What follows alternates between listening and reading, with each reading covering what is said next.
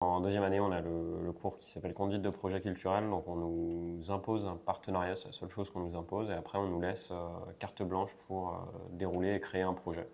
L'idée qu'on avait de base, c'était de dépoussiérer entre guillemets la visite classique au musée, sortir en fait vraiment du format tableau, interprétation, et vraiment retourner à une vision plus centrée sur l'expérience artistique et la rencontre entre la personne et le tableau. C'est vraiment une sorte de néo-médiation, on va dire, où en fait on va associer des performances artistiques à des œuvres qu'on a choisies au préalable. Je me suis proposé un chef de projet en bonne partie au titre du fait que j'avais fait Musical.ly l'année dernière.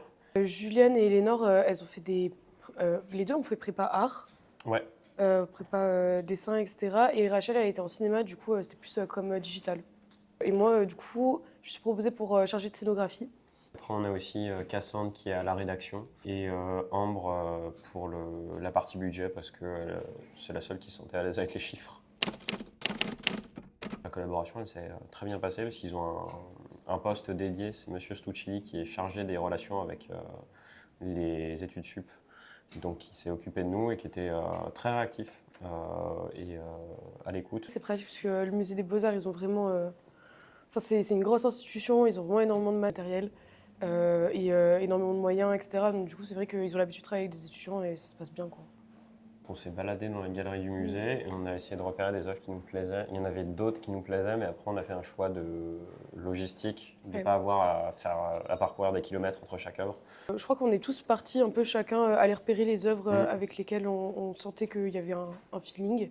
Et ensuite, on a comparé et c'est vrai que aussi on ne pouvait pas choisir des œuvres qui étaient soit trop éloignées, soit trop près parce qu'on savait qu'il y aurait du son et de l'acoustique. Et forcément, si on est dans la même salle, on ne pourra pas faire des choses en même temps ou faire une visite bien alors qu'il y a des sons qui se répondent tout le temps, quoi.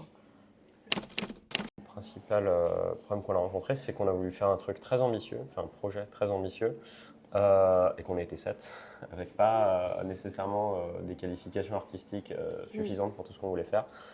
Donc ça a été beaucoup d'aller pêcher des amis, des contacts, un peu à droite à gauche, pour réussir à monter tout ça. Après, des soucis logistiques de réussir à coordonner tout le monde. Ouais. La majorité des intervenants, ça va être des amis, des uns et des autres qui ont des compétences. On a une joueuse de harpe qui est une amie d'Elénore. Les costumes nous ont été fournis par un ami de Cassandre. Les deux exceptions, ça va être le chœur d'oratorio. On est passé par Monsieur Davoine, donc un ancien professeur de Blucly qu'on a été repêché pour lui demander s'il voulait bien venir avec son chœur. Donc ils viennent à 6 choristes pour un des tableaux. Et les comédiennes pour le réveil de Juliette, où on n'avait pas trop de contact de comédiennes. Et ça a été un casting sauvage fait par Quentin, qui est en L3 aussi, qui les a croisés au TNP, qui les a démarchés, et c'est parti de là. Donc, le réveil de Juliette, c'est celle qu'on a déjà présentée lors de la nocturne. Donc c'est une intervention, pour le coup, c'est la seule intervention théâtrale qui est basée sur un medley du texte de Cyrano de Bergerac et de Roméo et Juliette, des deux scènes de balcon. En fait, la muséographie du tableau fait qu'ils l'ont mis juste à côté d'un balcon. Donc, je sais pas s'ils ont fait exprès ou pas, mais du coup, on s'est dit, mais c'est exactement ce qu'il nous faut. Il nous faut une scène de balcon devant Roméo et Juliette, en fait. Et après, sur la mise en scène, honnêtement, ça a été un peu au feeling de comment on avait envie de monter cette scène-là. En fait, on a choisi de le faire aussi que par des femmes, parce que le but, c'était un petit peu de sortir du topos, de la scène de balcon, de l'amant qui courtise, et du coup, on en a fait une version saphique. Ça s'est bien passé. On était tous très stressés quand même, parce que forcément, on avait organisé, mais ça reste du papier, ça reste de l'oral, etc. On pouvait pas faire des vraies répétitions au musée des Beaux-Arts. Enfin, on était un peu. On avait eu assez peu de répétitions avec les comédiennes, Oui, 2 ou 3 grand max. oui, c'est ça. Et du coup, on s'était dit, enfin, on sait pas du tout ce que ça va donner, quoi. On n'a aucun visu là-dessus. Au final, ça s'est très bien passé. Mm. Franchement, enfin, on a eu des bons retours du public, etc.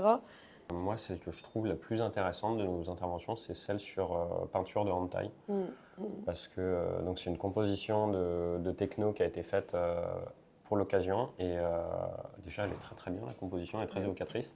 Et on n'a pas souvent l'occasion d'avoir de la techno dans un musée. Je dirais pareil. Bah après, c'est parce que C'est moi qui ai choisi le tableau, je voulais absolument mettre du contemporain dedans. Et dès que j'ai vu le tableau, tout de suite j'y pensais parce que c'est un ami à moi qui fait la composition.